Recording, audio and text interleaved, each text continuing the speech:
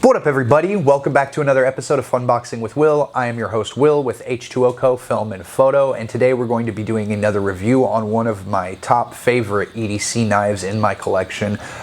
Say one of the top 10, 15 knives that I have on a weekly rotation, I'd say. It's the Spyderco Manix 2.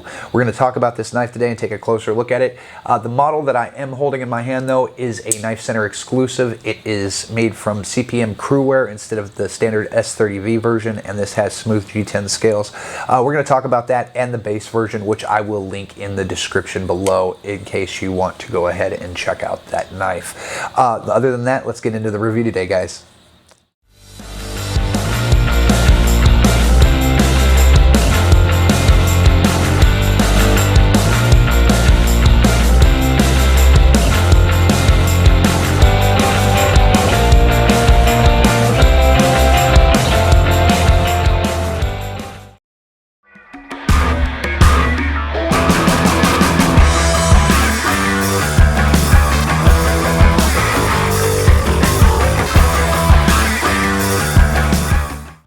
Alrighty guys, now before we get into the review today, I just want to thank anybody who's come by this channel just to take a look at this video, or if you subscribe to the channel. All of your comments, likes, shares, subscriptions really help this channel to grow. I'm getting really close to 1,000 subscribers. I just really appreciate every one of you. So I just want to thank you from the bottom of my heart. Thank you guys so much. You guys are an awesome community and I appreciate all the support. Other than that, let's go and check out this Manix 2, get a better, closer look at this at the top-down setup. Alrighty guys, now that we're over here at the top-down setup, we can take a closer look at this amazing piece of machinery here. This is the Manix by Spyderco, the Manix 2, not the XL, just the normal version here. And out of the 100 or so knives that I have, so far I've basically been reviewing the top, 10 to 15 so far in my collection that I love. So you may hear me say that this is one of my top 15 favorite knives of all time. This is actually probably within the top 10 of all-time favorite knives that I've ever handled. And there's a lot of good here in this knife. So there's some things we're going to talk about. There was a little bit of bad about it as well. But I kind of fixed that problem. So getting into this knife, first off, this is not the standard model. The standard model comes in S30V and, as far as I'm aware, or I'm sorry, S30V steel. And then this is going to be a Knife Center exclusive version that I picked up that's in smooth G10 and Crewwear steel, which is a very, very tough steel. And then it's got a Cerakote here on the blade as well. So getting into the specs here, we're gonna get into that real fast. This is a full-size knife, what I would consider to be a full-size knife, coming in at a closed length of 4.5 inches, and then we're going to have an open length here of total open length of just dead on 8 inches with a cutting edge of 3 inches exactly. So this isn't going to be something, if you're in a state that doesn't allow 3-inch blades, that you're going to be able to carry, unfortunately, but check your local laws. I'm not a lawyer and I'm not sure where you live. So, it may be different, but just be careful out there, guys. Don't break any laws. And then going into the weight on this thing, it's a somewhat, it's a chunky knife. It's a little heavier than I like to carry, but it's still manageable, and it's something that I would even say can be used in a pair of gym shorts. It's kind of pushing the limit on that, but I think it comes in less than 5 ounces, which, for me, 5 ounces is the breaking point for what I would call a lightweight carry. Yeah, and this is at 4.198 ounces, a little off that mark from 1 ounce to 1 inch per steel, 1 ounce of weight, but it's still relatively solid, in my opinion, on weight anyways. The blade stock is going to be, well, before we do the blade stock, hold on, here's some size comparisons. So we're going to want to check it out next to the Hogue Deca here, and as I said, this is definitely a full-size knife. It's also going to be a little bit bigger than the Para 3 right there. Lengthwise, it's almost the same length as the Hogue Deca, but it's definitely got it beat on height. And then having it next to the Para 3, you're going to see that next to its own relative, it's much bigger. Also, here it is next to the Benchmade Bug Out for reference. And then lastly, here it is next to the Hogue the Hogue Ritter or Benchmade Griptilian. So definitely what I would consider to be a full-size knife there in that category. I have what I would consider to be a full glove hand, a large glove hand, I'm sorry, and I can still get a full 4-finger purchase on this knife. No problems at all, especially when I choke up.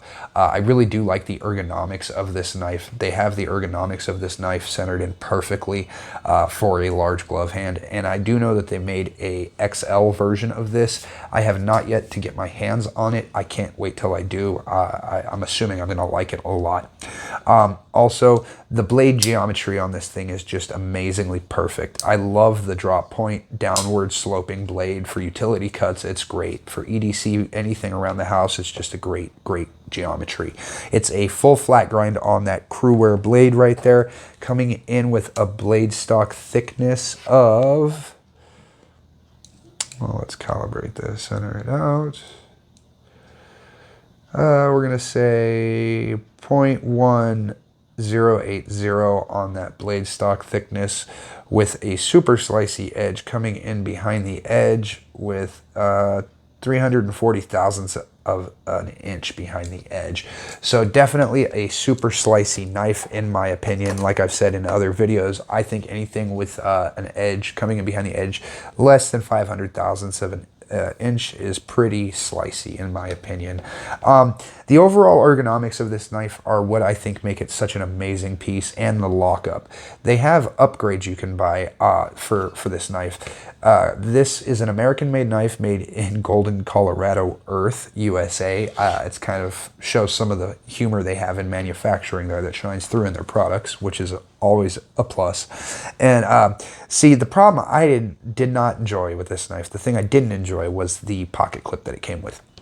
It came with the standard Spyderco pocket clip, and I really didn't like that, so I went out and got, I believe this is an MXG, I'll put it up there if I'm wrong about that, but MXG deep carry titanium clip, and it just changed everything. There was a hot spot there where the clip had been for me, and after I put this clip on here, the hot spot disappeared.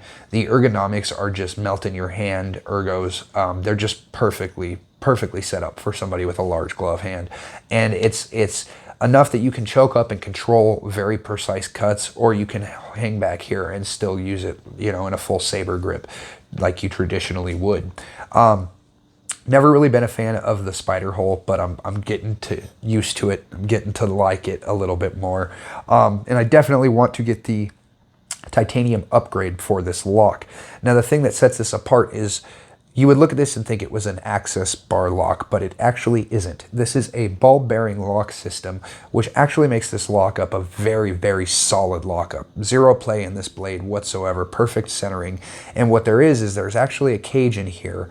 And if you can see in there, I'll try to get this set up to where you can, there is actually a ball bearing on, there is a rod connected to this actuator switch right here with a spring on it. And at the end of the rod is a ball bearing, which I can see, I'm hoping you guys can as well, down right in there.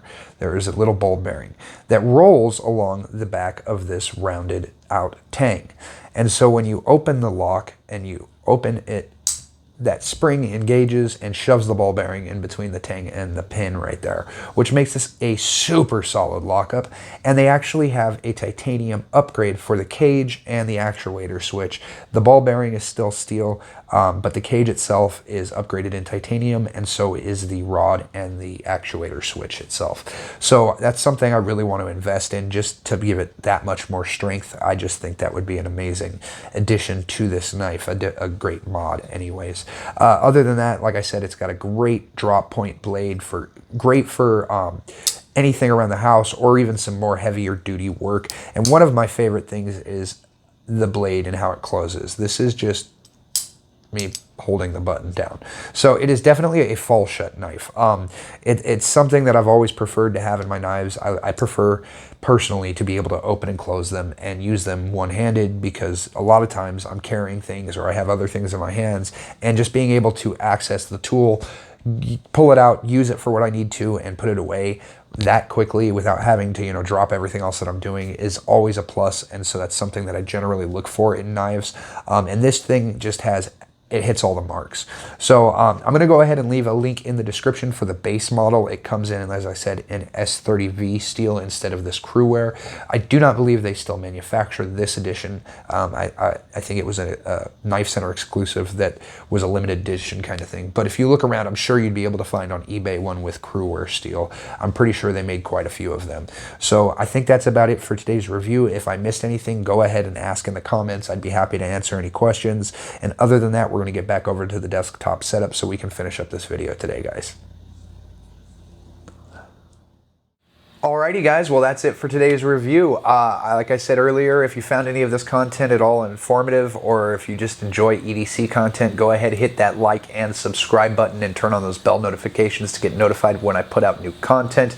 Other than that, I hope you enjoyed the review I did today of the Manix 2 from Spyderco. And until next time, everybody stay safe, and above all, stay creative, my friends. We need more of that in this world, especially now. Until next time.